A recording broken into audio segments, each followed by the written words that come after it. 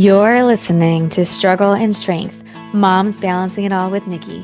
Real talk, real life, real solutions for busy moms building big dreams. From motherhood to entrepreneurship and everything in between.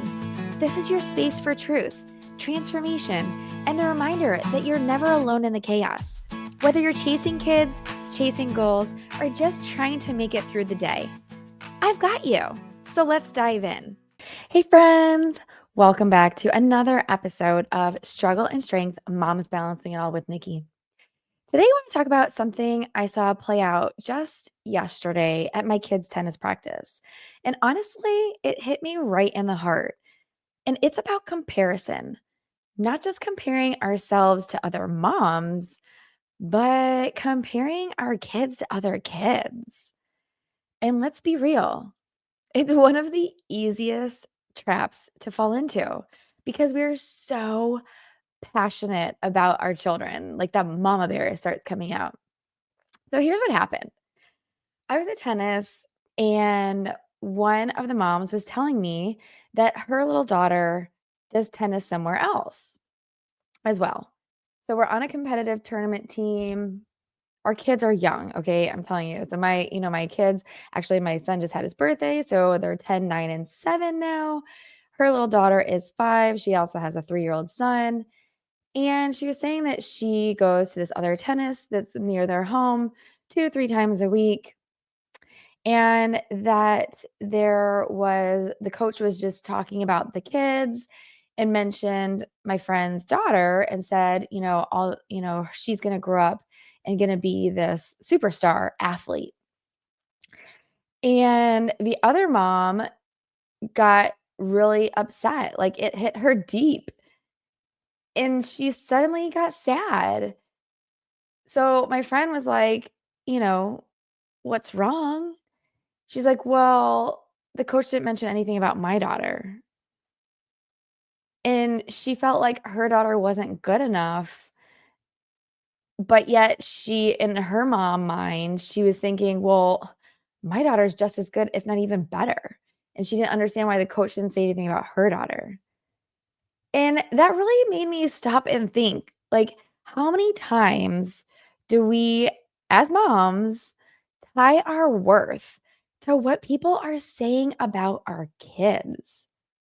And how many times do we measure how we're doing as parents by how our kids perform in school, in sports, in music, in whatever it is that they do? And this kind of goes back to my episode that I did last week, which was talking about, the pressure of being, our kids being this great athlete or student. Like we have all these high expectations for our children. And it's really coming back to the root cause of all of that is because we as parents are taking on this pressure of like, if our kids aren't the best, then it looks bad on us as parents. So it's like, I think deep down, we live so much of our lives through our kids. I mean, everything is about them, right? I mean, think about my days. It's like I take them to school and then after school, all their activities. Then it's like dinner, bedtime, and then wash, rinse, repeat. It's the next day all over again. Same thing. And on the weekends, it's like game after game after game. And we're racing here, there, and everywhere. And it's all about the kids. And we want them to succeed because we love them, of course. But also, if we're being honest, it's a true reflection of us as parents. So if they're the star athlete, the straight A student, the one with perfect manners, then we must be doing like an amazing job as parents, right? But if they struggle, if they're not the best, or if they don't get recognized, then we start to wonder, did I fail them? Did I do something wrong? Does this make me look like a bad mom? It's like we're carrying their performance on our shoulders. And that's a heavy, heavy load. And that I think is for, like, the competitive people. Now there are totally moms out there, parents out there that it's like, this day and age, everybody gets a trophy, and they're just excited that their kids just kinda show up, and they're, like, celebrating the day, like, "This was a great day, the kids showed up, they had their uniform on, and we didn't have any drama." But I feel like for type A people like me, and for this mom that got offended, it's like we want our kids to be the best. And if we're not pushing them hardest, getting them out there early, you know, trying to change the world with our kids, then when we see other kids succeed, we feel like the failures. And the problem is, what I mentioned last week is that comparison steals the joy. Like, this pressure of being the greatest is stealing the joy out of it all. But it's like, how do we not compare? It's so easy to fall into that trap. You scroll on social media and what do you see? You see the perfect Robinson family. You see these moms who are, all dolled up and looking beautiful every moment of every day. Does that really happen? I'm going to say no. But it's the same thing. Then they post about their kids and they did this, that, and the other. And if your kid's not doing that, then what? Then it's like, oh, like, I guess we're not as good as they are. And it's like that pressure. Not like raising a child this day and age is so much pressure. I mean, not only do we have to keep them safe, but then we also have to face the social media challenge. And then we're fighting like things on the inside of us because we're struggling with the comparison and making sure that, we're raising our kids right. And then of course, like then they get older and you're hoping that they don't hate you, that they still want you around, that they're still going to be loving. And then they go off to college or leave the house or get older, and then what happens? I mean, I don't really listen to the news or watch the news or watch TV anymore. I don't have that capability because I'm up so early for the kids, and then I go to bed so late for my business, and in between it's all calls and business and kid activities. But the recent, violence that's been going on where these like 22-year-old kids, how do they have so much anger or want to kill another person? That to me is just so baffling. Like how, it's like I don't ever want my child to grow up like that. So then it's like that whole feeling of, oh my gosh, like, are they gonna grow up and be a serial killer? I mean, I hope not. But how does that happen? It's so much pressure on us parents to raise our kids the right way. And then not to feel the pressure of social media or of comments. I mean, I know I get upset when I hear or see things that are going on, on, let's say, like the soccer field and with my daughter. And let's say the coach, takes her in and out. And there's only 4 kids that they sub on their soccer team when there's 12 kids on the team. That means 8 kids get to play the whole entire game pretty much, and 4 kids sub out. Like, that's crazy. You have all these girls. Why not put fresh feet in? But I wish I was the coach. I wish I didn't stop coaching. However, it's been a blessing that I've stopped, but now I have to leave that in the hands of somebody else. And there's things that happen where I'm just like, what, but why? And I start comparing my daughter's skill level to the other people's skill level. And is that right? Should I be doing that? But I feel like we always want, like, the best for our kids, and we want them to be in the whole time or a starter or, like, certain things to happen. We're trying to control that outcome. And it's like the control, the pressure, all of that is stealing that joy. So instead of celebrating our kids for who they are, we're busy measuring them against everyone else. Instead of cheering on their efforts, we're just frustrated that they're not the rock star in the room. And worst of all, it not only steals the joy from us, but it steals the joy from our kids too, because they feel it.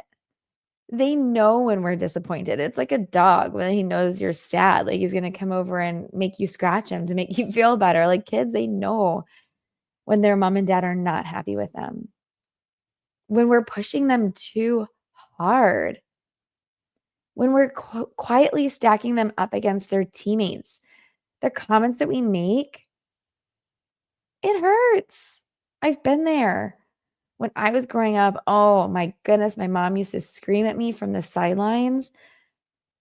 I just remember one time I yelled back at her in the middle of the game and I was crying because I was so mad because I felt like I was racing my little tush around and every single thing that happened on the field, whether I touched the ball or not, she would be like, "Oh, Nikki." And it was like, "Oh, seriously? Like I'm trying my hardest here."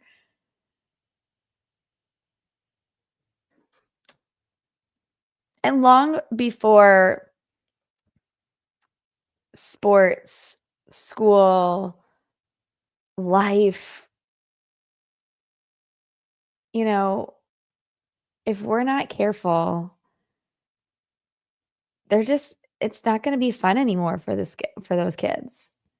It's just gonna be pressure, and they're not gonna like, who wants to go in every day to something that they know that they're gonna get criticized over, that they know that when they end it, their mom and dad are gonna yell at them, when they know that they're gonna hear, "Oh, so and so did this, why didn't you?" It's like they know, and they're just gonna be like, "Forget it. Why even try?" So it's like this cycle that I talked about last week, and now I'm talking about the root cause this week. So how do we stop it? Ever since my episode last week,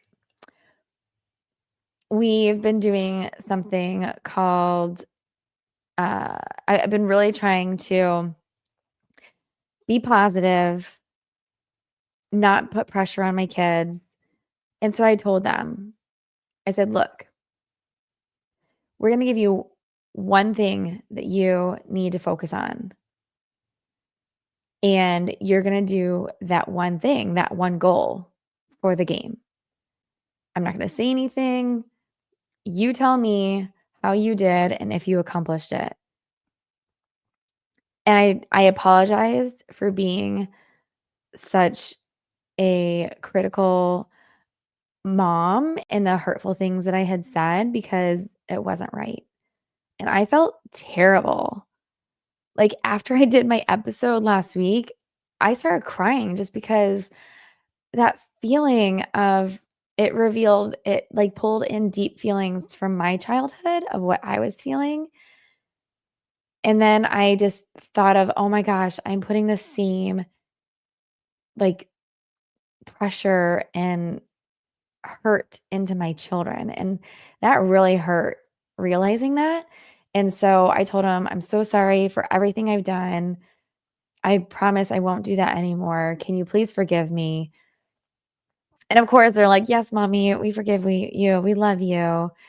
And so we came up with this thing. Instead of the most valuable player, we call it the most valuable Wallace.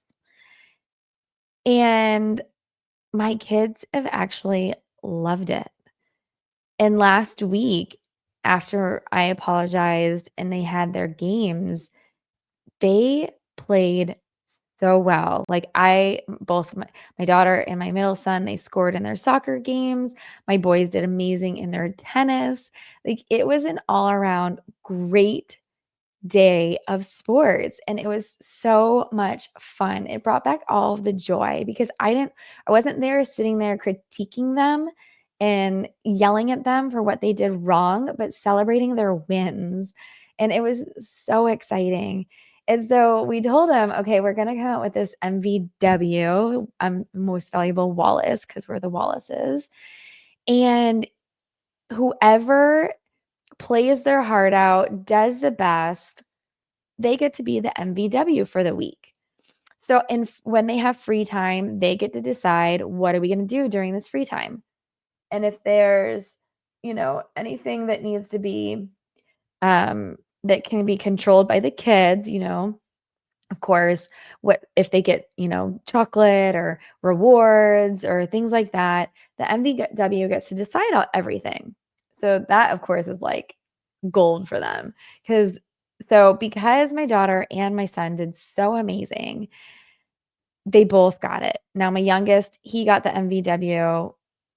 uh Actually, sorry, we started this 2 weeks ago. He got the MVW 2 weeks ago, and so that was exciting for him. So my son and my daughter, they did it this week, and so we split it up. My daughter got Tuesday, Thursday, Friday. Oh, so sorry, Tuesday, Thursday, Saturday. And my middle son got Monday, Wednesday, Friday because on those days my daughter has soccer and I'm with the boys, and then the other days I'm with her and she gets to do whatever. So it's really exciting because when they got home and there was nothing to do, they're like, I'm the MVW. Can I play? Like, we want to play Nintendo. I was like, hey, the MVW gets to decide. So, you get to select all the games. You get to select what you do. And oh, they just fell in love with that. So that gives them like it strives to like motivate them to do their best because now they have something to look forward to. Not just me sitting there and saying, like, well, you didn't do this and you didn't do this and you didn't try hard enough and you need to do better. And so it's like, okay, they know, all right, I've got to do really good so I can get the MVW and then I get to choose whatever I want during the week. And so it's worked out really well. And I love being able to sit there and actually celebrate them. Yesterday, my daughter had a game and it was so good. They finally put her in her spot on the field and she shined like a shooting star. She did so good.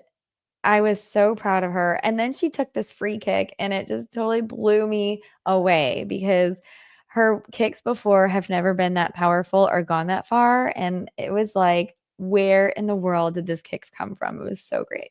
And then she tried platform diving. And oh my gosh, that girl, she does not have any fear. She got all the way up to the 10-meter platform and went off.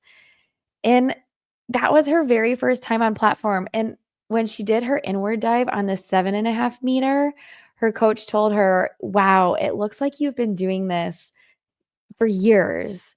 And when I saw him afterwards, he goes, I had no idea that was her very first time at platform because it was a different coach that was coaching her.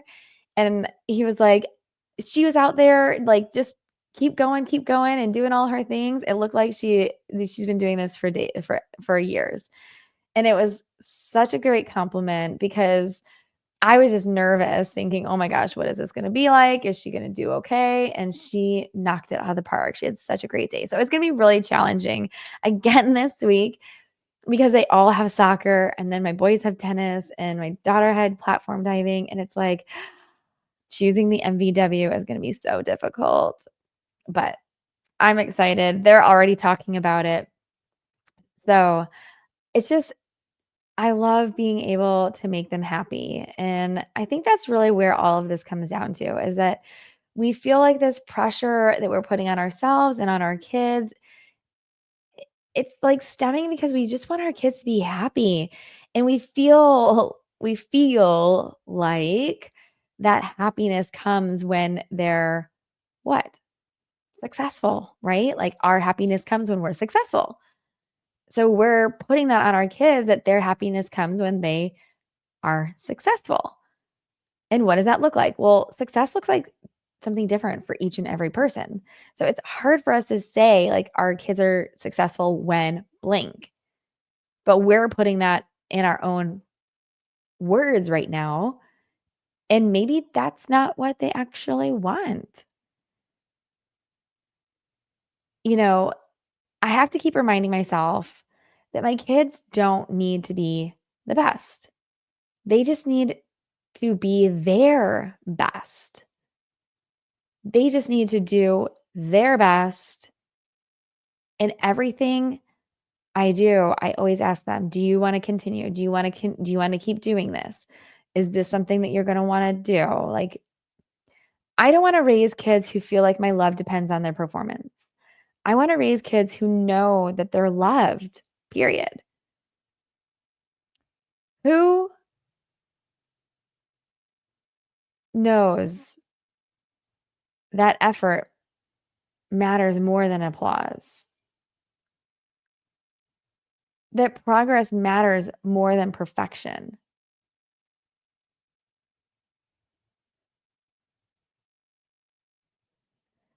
And so we need to probably step back and ask them, what does success look like for you? Are you happy? Are you having fun? Are you learning? Those are the things, the questions that I want to start asking my kids and that I want to model that by stopping comparisons in my own head. I don't want to do that anymore. It's so hard, but I have to try and control that. And I want to celebrate their small wins by telling them, I'm so stinking proud of you. Not because you won, but because you showed up. You tried, you learned, you grew, you faced your fears. And sometimes that is a huge win. Like my daughter on the platform. I said, "Were you scared? Were you nervous?" And she was like, "I got up there and I looked down and I thought, oh my gosh, this is so high." But then she's like, "You know what? It's just water." And I was so proud of her. Oh my goodness. So, mama, if you've ever caught yourself comparing your child to someone else's or comparing yourself to another mom, please know that you're not alone. We fall into that trap, but we don't have to stay there. Your journey doesn't have to look like theirs. Your child's path doesn't have to match everyone else's. And your worth as a mom is not defined by trophies, test scores, or who gets a rock star on the tennis court. And that's the hardest thing to remind ourselves. When we compare, we don't know how people got where they got. We're just looking at the point that they are now. But you don't know how long it took them to get there. And I was on a challenge this week for LinkedIn, and Kim Walsh Phillips, who is amazing, she said the same thing. We look at entrepreneurs and we see like Walsh Phillips, like she's so successful.